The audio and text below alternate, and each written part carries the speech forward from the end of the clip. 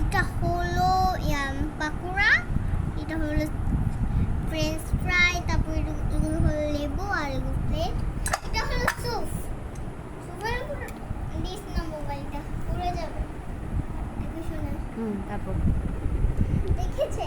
আর এটা হলো tomato sauce. আপনারা তো জানেন টমেটো সস অনেক মিষ্টি, চিনি নুন।